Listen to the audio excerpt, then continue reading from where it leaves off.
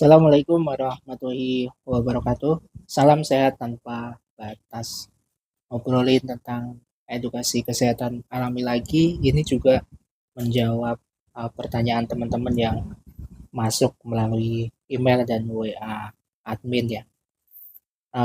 Ada yang menanyakan bagaimana uh, kondisi-kondisi selain tanda kutip misalnya makan jengkol, misalnya nggak gosok gigi, itu muncul aroma bau mulut yang kurang sedap. Apakah ada faktor lain selain kondisi-kondisi itu tadi ya? Nah ini menarik. Di berbagai session sharing gitu ya, saya sering membaca juga mendengarkan sharing-sharing bahwa ternyata ada juga kondisi-kondisi faktor-faktor yang membuat aroma mulut kurang enak.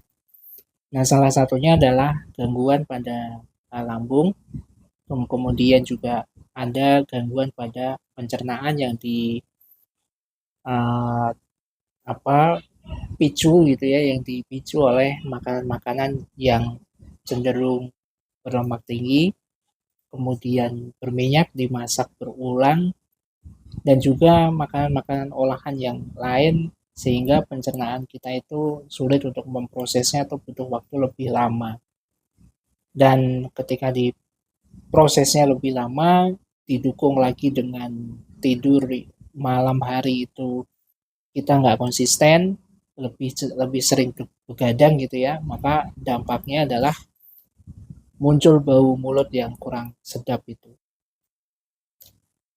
Nah, yang perlu kita lakukan untuk mencegah ini, mencegah atau mengobatinya, yang pertama mencukupkan minum air, kemudian merubah pola istirahat, menghindari makanan-makanan yang cenderung dimasak berulang, kemudian cenderung berminyak, dan makanan-makanan yang memang kurang recommended untuk kesehatan kita. Itu usahakan dikurang-kurangi atau kalau bisa dihindari sama sekali ya. Nah, cara metode yang lain adalah minum air kelapa hijau. Kelapa hijau ini bisa 1 bulan sekali, bisa 2 minggu sekali, bisa seminggu sekali, kondisional. Nah ini bisa juga untuk mengurangi. Nah tadi kenapa saya singgung tentang lambung? Lambung ini kalau gas terlalu tinggi, kemudian dia zat asamnya naik ke arah kerongkongan, itu kan akan muncul sariawan ya, atau panas dalam. Nah, panas dalam ini nanti bisa berdampak uh, pada pecah-pecah di area mulut, baik itu bibir, lidah, dan area-area dinding kerongkongan itu juga bisa memunculkan aroma kurang sedap di mulut. Jadi banyaklah faktornya.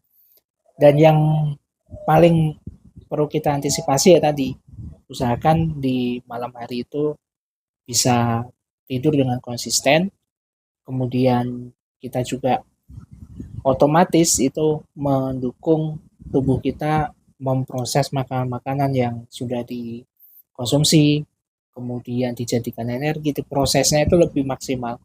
Kalau kita melek kan biasanya malah lebih banyak makan ya di malam hari itu, atau minum airnya terlalu banyak, kadang malah minum kopi misalnya ya.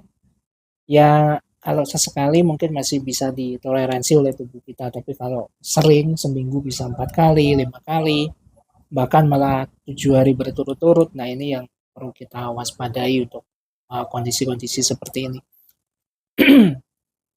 Kondisi yang lain juga dampak dari kita kurang istirahat ini, kurang bisa menjaga pola tidur kita, itu bisa muncul panas dalam atau sariawan nanti nggak sembuh-sembuh. Jadi bibir misalnya muncul pecah-pecah gitu, itu terlalu lama gitu nggak sembuh-sembuh.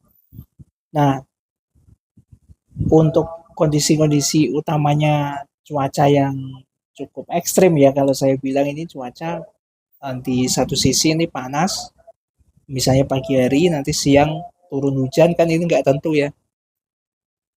Nah, ini usahakan untuk kita semua bisa menjaga kesehatan kita untuk mendapatkan hasil yang maksimal ya. Tadi salah satunya adalah menghindari aroma mulut yang dihasilkan dari kondisi-kondisi faktor pencernaan, faktor asam lambung, dan faktor-faktor kesehatan yang lain.